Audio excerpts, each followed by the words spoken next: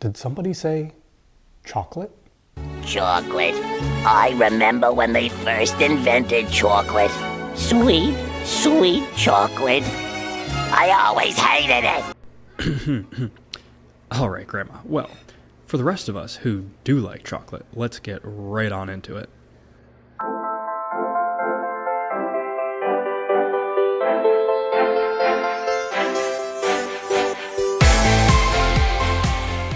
Let's briefly go over our ingredients. So first up, you'll need chocolate cake mix, 1 5-ounce box of chocolate pudding, 1 12-ounce bag of semi-sweet chocolate chunks. Milk chocolate will probably be a little too sweet here. And then you'll need 2.5 cups of whole milk. You can sub that for non-dairy, and then 1 stick of butter. Alright, first thing we're going to do is take our oven and preheat it to 350 degrees Fahrenheit. Then take your full stick of butter, place it into a microwave safe dish, and then we're going to place that into the microwave on high for 1 minute because we're going to melt it, but we don't want to immediately add it to our milk. We're going to let it sit in the microwave while we do everything else so that it comes closer to room temperature so it doesn't curdle the milk. Next, we're going to take our 9x13 baking pan. Now hold up, do not follow me right this second. I realized right now that I messed up. Do not pour your cake mix in yet. We need to grease the bottom of our pan first, or else everything is going to be a big sticky disaster in 45 minutes. So I'm going to quickly pour that back into the bag, take some cooking oil, and quickly spray that on the bottom of the pan to make sure everything is nice and lubricated. Now we can start to add our cake mix into the bottom of our pan, and then give it a little shimmy like this to make sure that everything is as level as possible.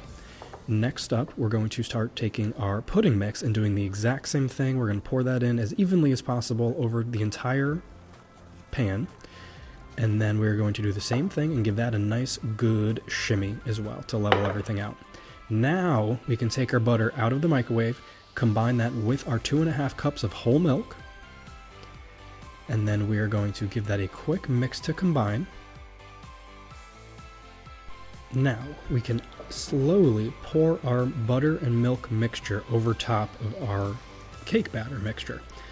And again, does not need to be flawless here. We are going to give this a light whisking to combine. It does not need to be like a full-on batter, because once it's in the oven, everything does have a tendency to kind of combine well on their own.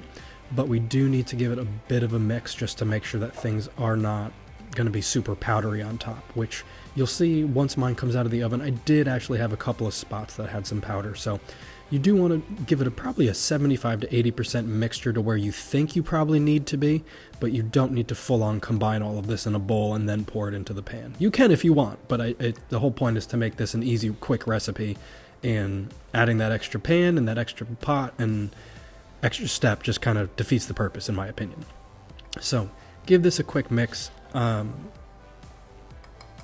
I don't think I showed it on camera here actually, but this is not where I stopped whisking. I poured my chocolate chips in here, as you can see, and then I kind of thought to myself, there's no way that this batter is going to come out the way I wanted to. So I actually started to whisk this again after I poured the chocolate chips in, which didn't give me the exact look on top that I wanted once it came out of the oven, because ideally those chocolate chips would be on top and look nice ooey and gooey melty.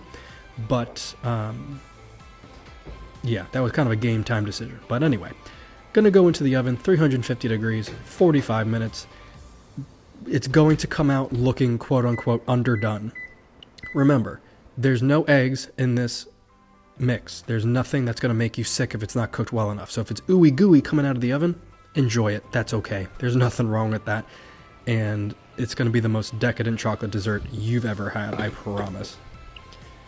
So we'll take that out, let it cool on the counter for 15 minutes. Try to be super artsy here and take a expensive chocolate bar and then try to grate it on top of your finished thing here. However, you realize that it's still way too hot and all those chocolate shavings are literally just melting and you can't even tell that they're there.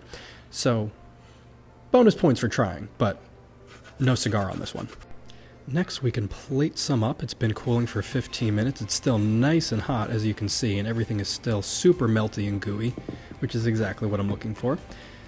And want to make sure you get all those good bits on the bottom. And of course, this wouldn't be complete without a big scoop of vanilla ice cream on top.